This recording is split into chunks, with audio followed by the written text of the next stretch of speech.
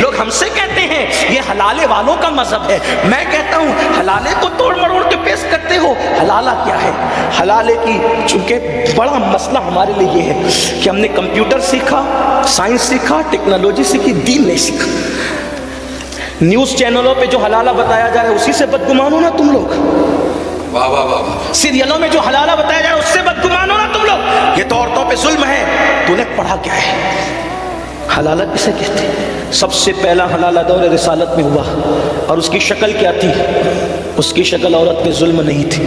ایک شخص نے ناراض ہو کے بیوی کو طلاق دیا، طلاق پڑھنے کے بعد اس نے عدت گزار کے ہمیشہ رہنے کے لیے اپنے پسند سے ایک جگہ نکاح کیا، ہمیشہ رہنے کے لیے اپنی پسند سے کہ اس کے ساتھ گھر بساؤں گی۔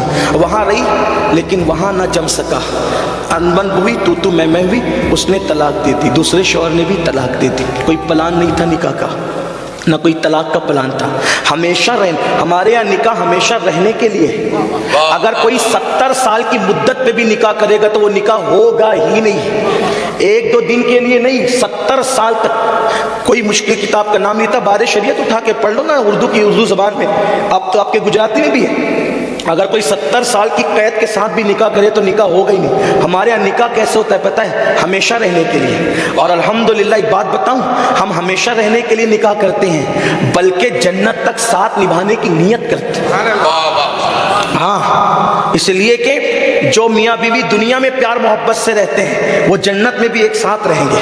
اور قرآن کہتا ہے وہ تکیے لگا کر کے تختوں پر بیٹھیں گے اور اللہ کا دیدار کریں گے۔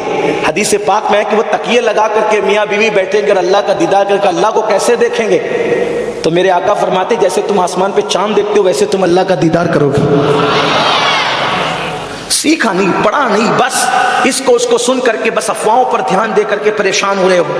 تو ہمیشہ رہنے کی نیت سے اس خاتون نے نکاح کیا تھا، دوسرے شوہر سے بھی نہیں جما، انہوں نے طلاق دے دی۔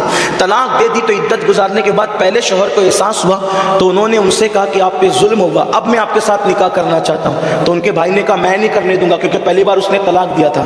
تو حضور نے فرمایا کہ اللہ نے جب اس کو حلال کر دیا، کیونکہ وہ پہلے شوہر سے طلاق پا کر جب دوسرے شوہر کے پاس اس نے نکاح اس نیت سے کیا کہ میں ہمیشہ رہوں گی، اب وہاں جمع نہیں اس کا، تو اب یہ اس کے لیے حلال ہوگی، تو رکاوٹ کیوں بنتا ہے؟ یہ تھا حلالے کا اسلامی تصور۔ یہ ایک رات کے لیے، دو رات کے لیے یہ اس طریقے کی سودے بازیاں، اس پر ابن حجر حدیث لکھتے ہیں اللہ کے رسول نے فرمایا جو اس طریقے سے ارینج کر کے حلالے کرے، آقا فرماتے ہیں وہ کرائے کا سانڈ ہے، سانڈ۔ ان سب لوگوں پر اللہ کی لعنت ہے، کرنے والے پر، کروانے والے پر، گواہ رہنے والے پر۔ میرے عزیز تم نے پڑھا نہیں اس لیے بدزن ہو رہے ہو، بدگمان ہو رہے ہو۔ ہمارا مذہب اتنا حسین ہے